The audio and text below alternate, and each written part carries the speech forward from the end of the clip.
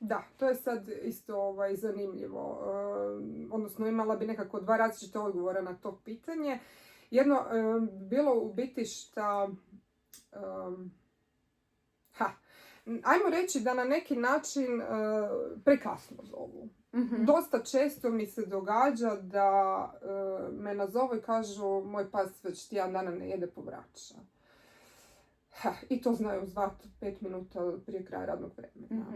I to je recimo nešto što morali bi malo 24 sata neki rok, da se primijeti da je pa životinje... Ne, malo, sad, ima tu puno faktora. Ja pretpostavljam da se to dosta često događa možda kod onih vlasnika kod kojih životinja možda nije stalno, kako bi rekli, pod nogama, jel?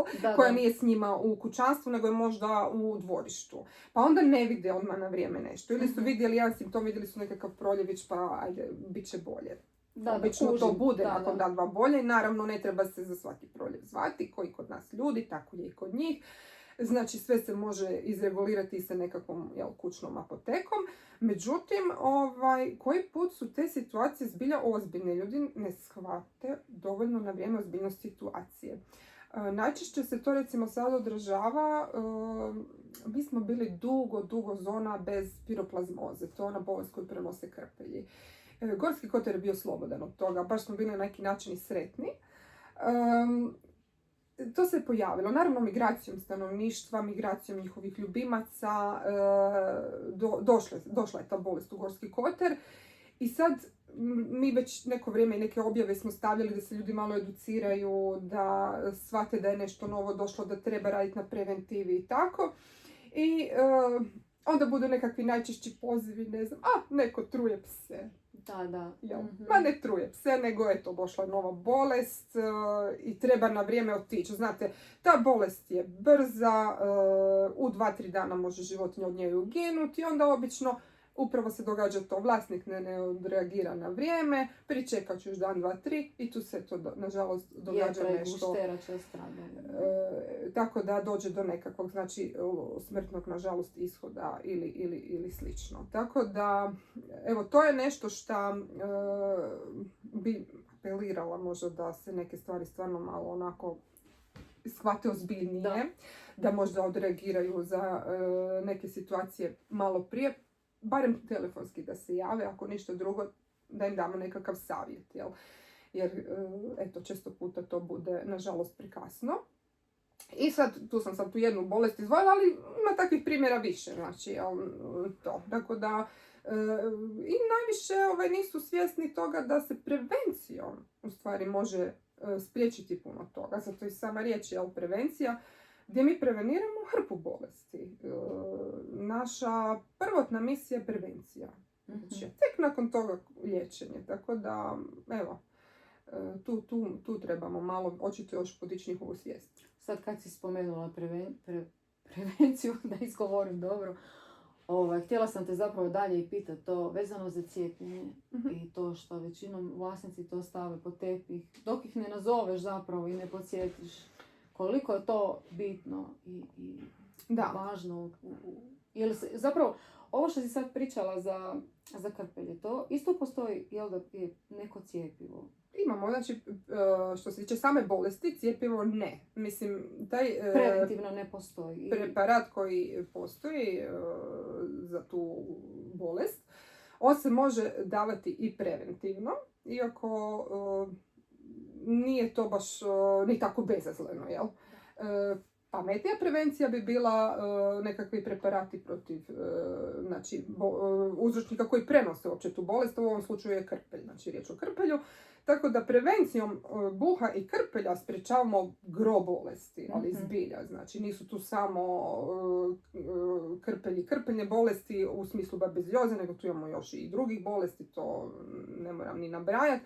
A da ne govorim da i buhe prenose svoje i tako dalje, tako dalje. Tako da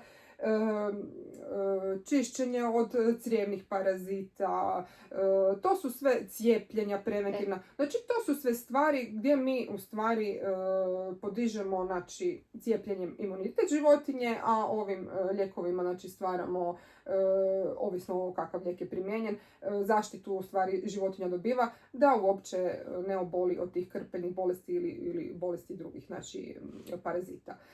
Tako da, evo, to je nešto što je dosta važno, ako ne i najvažnije u stvari u tome kada imate životinju, da morate razmišljati o tome da tu životinju morate zaštititi.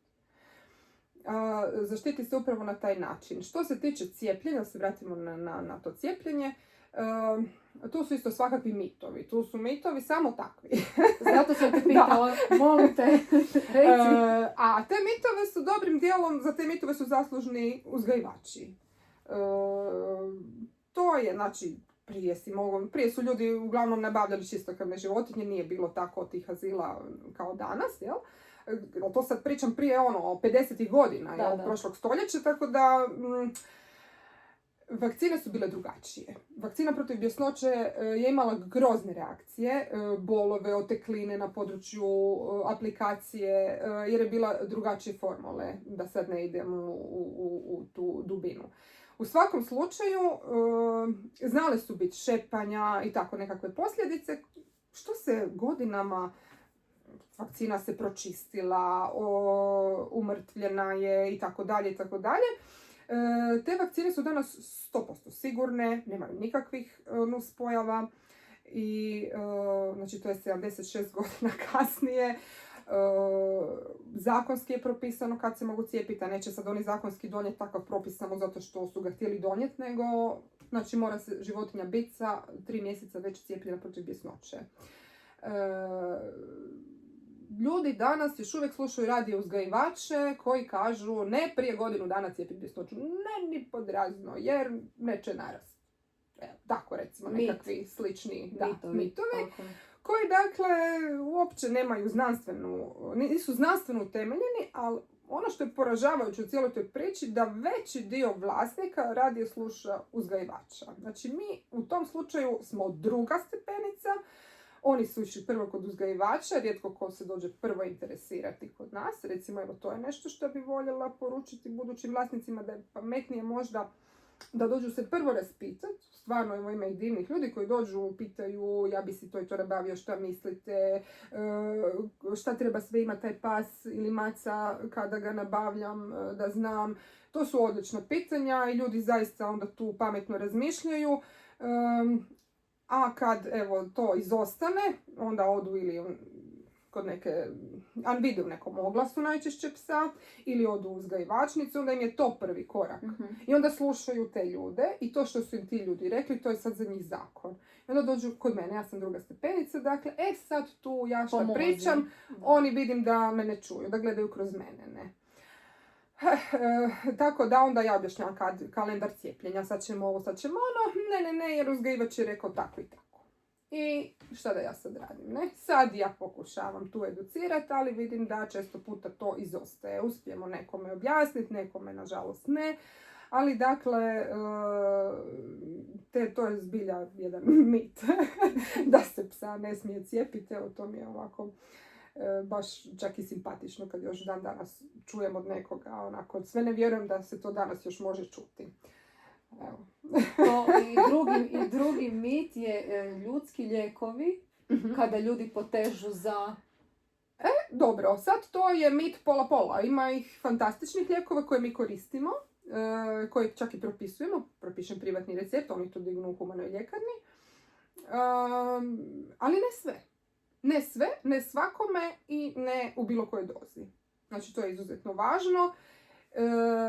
Kada već imaju takvu potrebu ili nemaju mogućnost dolaska ili bilo šta od navedenog, onda je dobro da nas zovu. Onda mi njima objasnimo ovo može, ovo ne može i tako dalje. Ali evo, najčešće to upravo nije slučaj, nego prvo daju, jedno dan, dva, onda zovu, dali smo to i to. Najčešće, da. Znam. Tako smo imali, da, baš ružne situacije sa macama, pa jedva smo ih uspjeli izvući i tako, evo, ljudi misle da ako mogu oni, da može i njihova životinja. Da, to je taj mit. Ne može sve. Ne može. Ljudi danas gledaju... Recimo, oprosti što upadam špek, na primjer. Reci Šunka. Znaš, ljudi vole ono, papaju se šunkicu za Božić, ono Joj, da. Da vidiš, otrovanje soli. Šta stvarno? Super. Šta ozbiljno? Da, tako da evo kažem, ne mogu baš sve. Evo, to vidiš, to nisam znala. Ali čula sam za lekadol. Ima ih, Čula sam. Još i lekadol super kad bi bio, ajme, bude svega. Da, i kad putuju daju malo apaurina i to sam čula. Malo apaurina smo dali, malo dramine. Bude maca to prespavala, pa kad se probudi, bit će opet ok. Mislim, čula sam tako. Znam, pa snalaze se. U stvari, kažem, žao mi je da malo njih pita. Nismo valjda tako strašni, ja mislim da nismo. Ma niste, dobri ste. Generalno, evo, uvijek mogu nazvat. Mislim, mi ako se možemo javiti, mi se javimo na svaki poziv. Ja stvarno rijetko kad da nešto se nisam... Ako se i nismo uspjeli javiti, povratno uvijek se javiš, povratno tako. nazove, jer evo, tako nekako je, mislim da je to u redu. Da, evo to što sam te sad htjela pitala, pa smo nastavili ovo. Ljudi gledaju danas ljubimce kao članove obitelji. Je li to teže radi s takvima koji su jako emotivno zavezani za tu životinju? Evo ja, znaš me. I kako to, kad vidiš takvu osobu utječe na tvoj rad, ono, ti je teže tako me objasniti nego logički nekome koje onako ipak malo shvaća da je to životinja, ne spava u krevetu, ali je suputnik životni, ipak, bez obzira. Da, to je sad isto pitanje, medalja s dvije strane, jel? Znači, generalno su većina njih baš dobro da su takvi, zato što su onda posvećeni, ajmo reći, izlječenju te životinje, jel? Sve što kažem me shvaćaju za ozbiljno, pristaju na uglavnom sve što kažemo da bi trebalo napraviti i onda je samim time raditi sa njima lakše. Teže jesu neke situacije jer su više vezani pa je sve to emotivno više nabijeno i bude onako koji put i stvarno izazovno i teško, da, i pogotovo ako su nekakve teške dijagnoze i neizlječive situacije, onda bude teško. Ali vjerujte mi da mi je svejedno ipak draže, jer stvarno ozbiljno pristupaju tome. Ozbiljno shvaćaju tu preventivu o kojoj pričam, jako im je bitna, prehranu koja je stup svega i tako dalje, jel?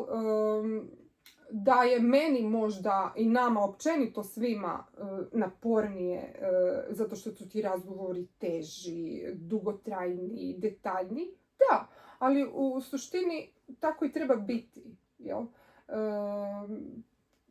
Puno lakše nego s nekim koga, ajmo reći, nije briga. I pusti životinju da se pati. Koliko ti danas ovaj internet svemogući pomaže ili ne pomaže u tvojem radu? Jer ljudi potežu za ChatGPT-im mislim... Nama pomaže. Meni čak ono vrijeme kada je krenuo Google Doktor, ono je bilo vrlo neobično vrijeme gdje su si svi dijagnoze postavljali, svi su googlali. Svi su znali sve. Sad je to nekako, imam osjećaj da su ljudi i digitalno dozrijeli, da, možda i umorni, da su shvatili u stvari šta je taj digitalni medij, šta je taj internet od Google, ChatGPT-a i ostalih svih platformi koje nam se nude. I čini mi se, dakle, da su i sami sad dobro rasuđuju i nekako nemam problema s tim. Evo nemam. ChatGPT ne može krv izvaditi ni mački, ni psu. Je tako? A ne može. Ni Google Doc. Šta ćemo? Ma mislim, i ja ih volim koristiti, nismo ni mi, ne znam, za nešto na brzaka da se sjetim, da pogledam ono, kak se zove ovaj lijek, koliko ima toga u Šta njemu, ima? ne mogu znati sve, Neke nisam stvari. enciklopedija, jel? Znači, tako nešto ono, pa da pače, jel? To nam treba biti saveznik na neki način. Trebamo sve znati koristiti umjereno i pravilno, jel? Pogotovo kad koristiš nekakve, dobro sad, lako je meni pričat kad znamo te znanstvene, znaš sajtove, znaš ono gdje ćeš ići pročitat šta i tako dalje. I što je stručno, mislim, mi stalno čitamo, mi stalno nešto tražimo, da ne kažem googlamo, jel? Ne u smislu Google tražilice, nego stalno nešto tražiš. Stalno tražiš neki novi način za riješiti neki problem, neki novi lijek se možda pojavio. I to sve, opet mi isto tako tražimo i koristimo i kombiniramo. Tako da nije to tako loše, samo kažem, treba znati to koristiti. Super. Odlično. Da. Koje su najvažnije zakonske obaveze vlasnika ljubimaca koje moraju ispoštivati? Zakoni se jako brzo mijenjaju, tako da isto to nije loše se informirati na vrijeme. Ono gdje smo recimo prošle godine imali koji nam je bio najveći kamen spoticanja, je bilo šta sa novo nabavljenim štenetom. Došao je propis, ne znam sad točan datum kad je došao, uglavnom lani je već debelo stupio na snagu, kada ne može se mikročipirati štene, pas, općenito, jel, bez poznate majke. Znači, našli ste štene negdje u šumi, ne znam šta, vi ste ga dužni dovesti u azil ili pozvati komunalnog, kako već koja općina, koja regija ima, jel to riješeno. U svakom slučaju, dužni ići u sklonište za nezbrinute životinje, jel. Vi ga ne možete sad doći u veterinarstvu, ja sam našla psa u šumi, ja se ga želim zadržati. Nažalost. Znači, nema više toga, jel? Ali nije to sad sve ni tako komplicirano, ne? Prijavite se, jel, u azil, oni tamo odrade mikročipiranje, jer samo kroz azile i kroz takva, jel, skloništa mogu ići životinje koje imaju nepoznato podrijetlo. Životinje poznatog podrijetla, one mogu biti, znači, njih, recimo vaša susjeda ima leglo pasa i ona ih je dužna u principu označiti mikročipom, jer ona ima, znači, tu kuju i tako dalje. To se sad s tim propisima ide sve k tome da se zaustavi to nekontrolirano razmnožavanje kućnih ljubimaca. Znači, otprilike, evo, to je sad jedan od propisa koje ovdje napominjem, da sad ne nabrajamo sve. I na taj način se isto pokušava stati na kraj tom nekontroliranom razmnožavanju. Pa evo, samim time bi bilo potrebno, dakle, da vlasnici kuje označe leglo te kuje. Jel? Tako vi onda takvog psića možete slobodno kupiti u domić, šta god, jel, kakva je već ovo, ili u azilu, oni su tamo odradili označavanje, znači u azilu uzeti psa. A kada se pas kupuje sa papirima, jel, rodovnicom, onda takav pas naravno već dolazi i sa putovnicom za kućne ljubimce.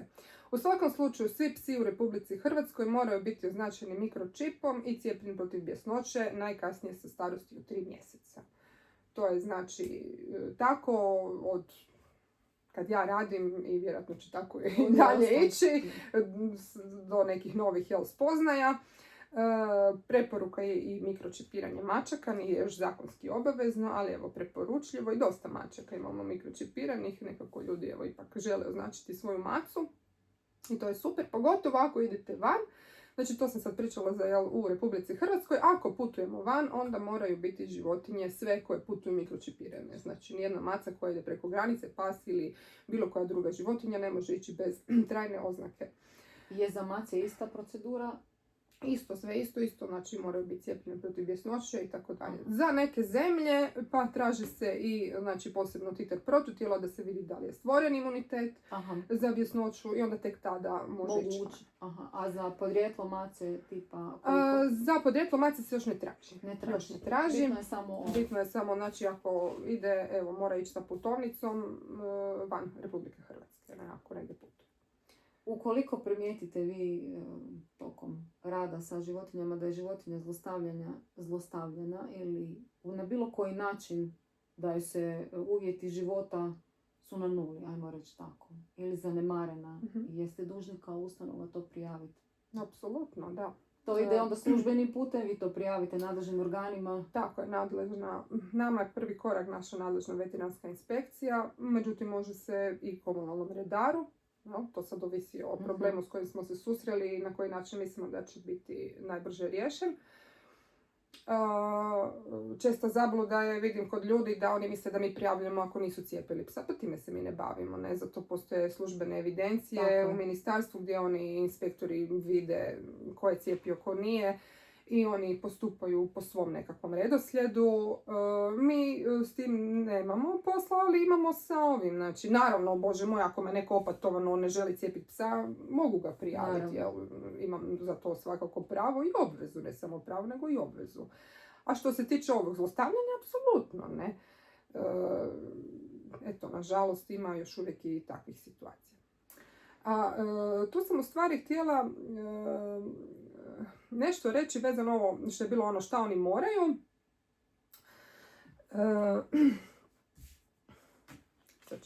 Morat malo... 38.40, to ću.